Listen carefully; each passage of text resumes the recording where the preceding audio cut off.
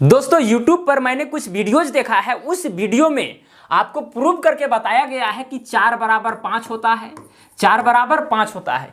कोई यूट्यूबर तो ये भी बता दिए हैं कि 1 बराबर 2 होता है, या फिर इसी तरह से प्रूव करके बहुत सारा क्वेश्चन आपको मिल जाएगा और प्रूव भी उन्होंने किया है। लेकिन मैं आपसे एक सवाल पूछता हूं कि क्या कभी 4 5 के बराबर हो सकता है? कभी नहीं हो सकता है, कभी भी नहीं हो सकता है। समझिए एक 4 kg का लोहा है और एक 5 kg का लोहा है, कभी दोनों लोहा बराबर होगा? एक 4 kg का और एक 5 kg का? कभी नहीं होगा। धरती चाहे उलट जाए चाहे कुछ भी हो जाए, कभी बराबर हो ही नहीं सकता। तो यहाँ पर संख्या है भाई 4 है और एक 5 है, दोनों बराबर नहीं होगा। एक एग्जाम्पल हम आपको और देते हैं। समझिए आप एग्जाम देने के लिए गए हैं कंपटीशन का, वहाँ पर 4 ऑप्शन रहता है। समझिए 4 ऑप्शन के रूप में एक है 4 और दूसरा है 5, तीसरा है 6 और चौथा है 7। और इसमें जो सही ऑप्शन है वो है 4। कौन है? 4 है। लेकिन जब 4 5 के बराबर होता है, इसका मतलब कि 5 भी सही होना चाहिए, 5 भी सही होना चाहिए। नहीं, जब 4 5 के बराबर है, इसका मतलब ये हुआ कि जहां पर 4 है वहां हम 5 ले सकते हैं और जहां पर 5 है वहां हम 4 ले सकते हैं। यानी यहां पर कुल मिलाकर के दोनों ऑप्शन सही होना चाहिए था। तो कुछ लड़के इसको सही करेंगे, मतलब कि इसको सेलेक्ट करेंगे, कुछ इसको करते हैं, कुछ इसको करते हैं, इसको करते हैं, तो यहाँ पर दो ऑप्शन सही हो जाएगा। लेकिन ऐसा होता है क्या? नहीं होता है। खैर ये सब छोटी छोटी बातें हैं। हम इस वीडियो में बताने वाले हैं आपको कि 4 बराबर 5 होता है कि नहीं होता है। नहीं होता है। नहीं होता है तो क्यों नहीं होता है, पहले हम बताते हैं कि वे यूट्यूबर किस तरह से इस चीज़ को प्रूव किए हैं और कहाँ पर वो गलती किए हैं, कहाँ पर वो ज़बरदस्ती इसको प्रूव करने का प्रयास किए हैं। देखिए क्या किए हैं उन्होंने इस तरह किया है। पहले मान लिया है, देखिए प्रूफ यहाँ पर कर रहे हैं हम, प्रूफ ध्यान से देखिएगा। अच्छा बताइए, हम 0 बराबर 0 लिख सकते हैं? हाँ एकदम लिख सकते हैं, इसी तरह से बताया है, 0 बराबर 0 लिख सकते हैं। अच्छा 0 को हम 20 - 20 लिख सकते हैं? एकदम लिख सकते हैं भाई, क्योंकि 20 में से 20 घटाएंगे तो 0 बचेगा। फिर बराबर है ऊपर में तो बराबर लिखें, फिर 20 है, 0 है यहाँ पर, तो इसको हम लिख देंगे 25 - 25, कोई फर्क नहीं पड़ेगा। 0 बराबर 0 होता है, ये भी हम जानते हैं। 0 को हम 20 - 20 लिख दिए, फिर इस 0 को 25 - 25 लिख दिए, कोई फर्क पड़ने वाला नहीं है। अब देखिए यहाँ पर भी 20 है, यहाँ पर भी 20 है। इससे आप क्या कीजिए, 4 कॉमन ले लीजिए, 4 कॉमन ले लीजिए, तो यहाँ बचेगा 5, तभी ना 4 × 5 = 20 होगा यहाँ पर, फिर माइनस, फिर यहाँ पर कितना बचेगा? 5 बचेगा। यानी कि 4 कॉमन ले लिए तो यहाँ 5 - 5 बचा, इज इक्वल टू, अब यहाँ 25 है और यहाँ पर भी 25 है, अब यहाँ पर भी आप 5 लीजिए कॉमन, यहाँ पर कितना बचेगा? 5 बचेगा, फिर यहाँ माइनस, फिर 5 बचेगा, तभी ना 5 का गुना 5 से करेंगे तो 25 होगा, और फिर 5 का गुना 5 से करेंगे तो 25 होगा, है कि नहीं? ये सब आप जानते होंगे। अब उन्होंने किया यहाँ पर क्या है कि 5 - 5 ये वाला टर्म और ये वाला टर्म को कैंसिल कर दिया है, ये वाला टर्म और ये वाला टर्म को कैंसिल कर दिया है। लग भी रहा है कि कैंसिल होगा भाई, क्योंकि यहाँ 4 और ये संख्या में क्या चीज़ का संबंध है? बीच में गुना का संबंध है, यहाँ पर भी गुना का संबंध है, तो एकदम स्वाभाविक है कि कट जाएगा।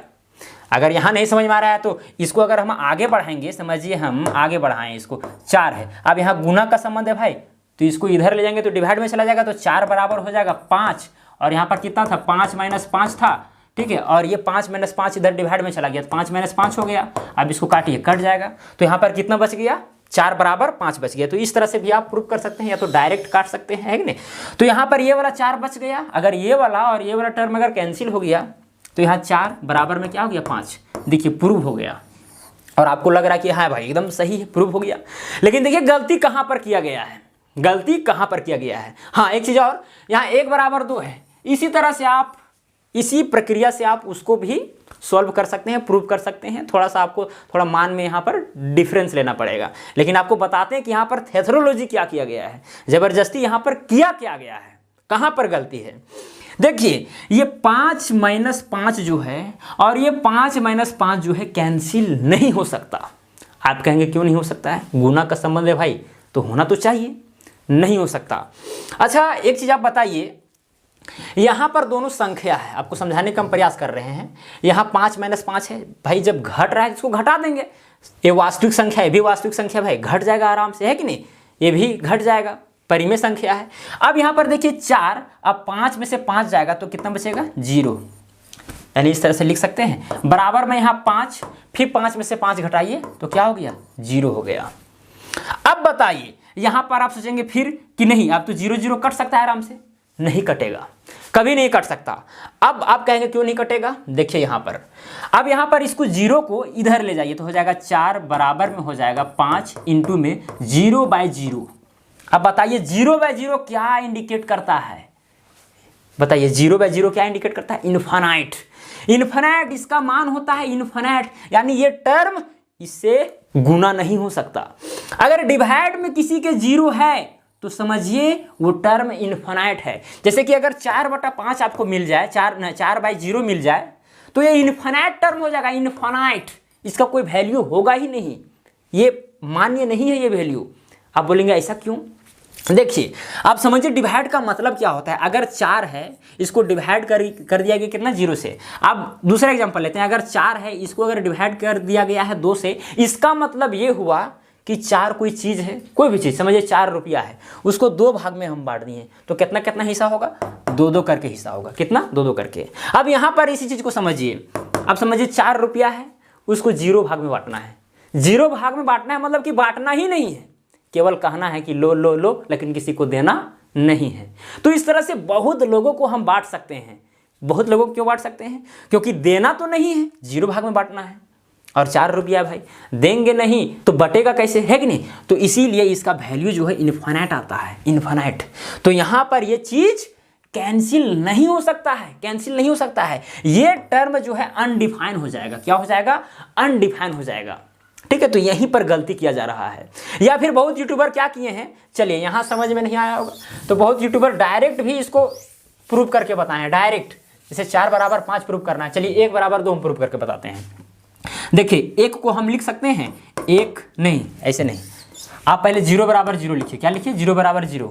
अब बताइए 1 को गुना हम 0 से करेंगे तो कितना आएगा, 0 आएगा, यानी 0 को हम 1 गुना 0 लिख सकते हैं। अब इस 0 को हम 2 गुने 0 लिख सकते हैं आराम से, यानी 0 को हम 1 गुने 0 लिख दिए, इस 0 को हम 2 गुने 0 लिख दिए, बात बराबर है। अब इस 0 को और इस 0 को काट दिया गया, ये 0 कट गया तो कितना आ गया, 1/2 आ गया, प्रूव हो गया।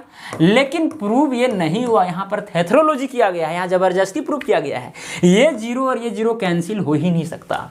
ये जो टर्म है पूरा ये अनडिफाइंड है, अनडिफाइंड, क्योंकि ये 0 कैंसिल हो रहा है। इसका मतलब ये हुआ अगर 1 गुना में 0 है बराबर में 2 गुना 0 है, ये 0 और ये 0 तभी कैंसिल हो रहा है। इसका मतलब कि इस 0 को ये 0 भाग लगा रहा है तो यह 1 आ रहा है, सिंपल सी बात है।